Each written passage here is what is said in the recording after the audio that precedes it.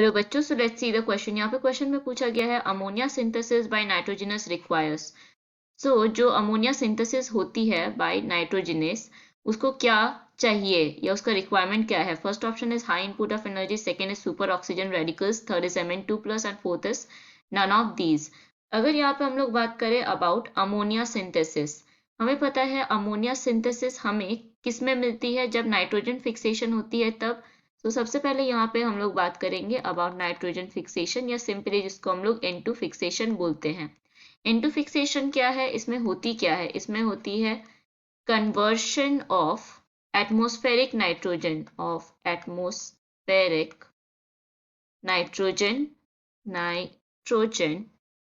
To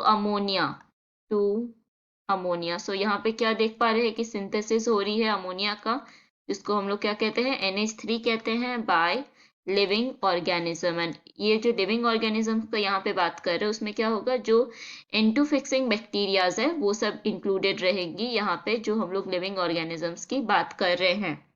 and कुछ certain bacteria है और कुछ साइनोबैक्टीरिया है जो कि केपेबल है नाइट्रोजन फिक्सेशन के लिए।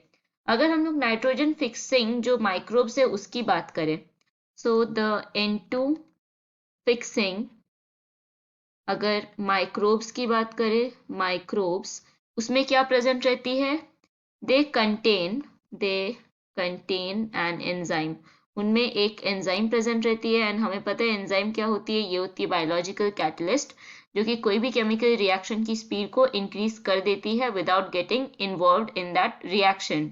कंटेन करती है एक एंजाइम, जिसको हम लोग क्या कहते हैं, उसको कहते हैं नाइट्रोजिनेस। एंड ये जो नाइट्रोजिनेस है, इस पे केपेबिलिटी है कि ये रिड्यूस करवा सकती है नाइट्रोजन को। It is capable of reducing nitrogen को रिड्यूस करने की कैपेबिलिटी रखता है कौन, ये जो एंजाइम है नाइट्रोजिनेस। नेक्स्ट अगर यहाँ पे हम लोग बात करें कि ये किससे बनी हुई रहती है, अगर हम लोग नाइट्रोजिनेस की बात करें, ये बनी हुई रहती है MOFE प्रोटीन से। It is made of MOFE protein. And इसकी जो एक्टिविटी है, नाइट्रोजनस को बहुत हाई इनपुट ऑफ एनर्जी चाहिए। सो फॉर इट्स एक्टिविटी, ये काम करने के लिए, it requires high input of energy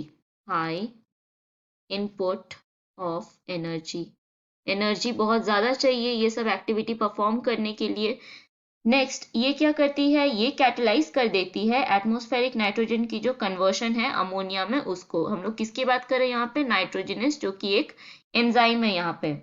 and ये जो सिंथेसिस हो रही है अमोनिया का, इसके लिए क्या रिक्वायर्ड है, high input of energy required है, क्योंकि ये रिक्वायर करती है कितना, 8 ATP for each ammonia energy.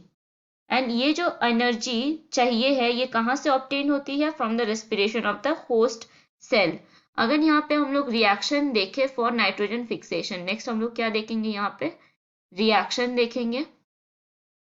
Reaction for nitrogen fixation यहाँ पे होती है nitrogen plus 8 electron plus 8 hydrogen H plus 16 ATP, इससे हमें क्या मिलती है, 2 NH3 ammonia plus H2 plus 16 ADP plus 16 phosphorus.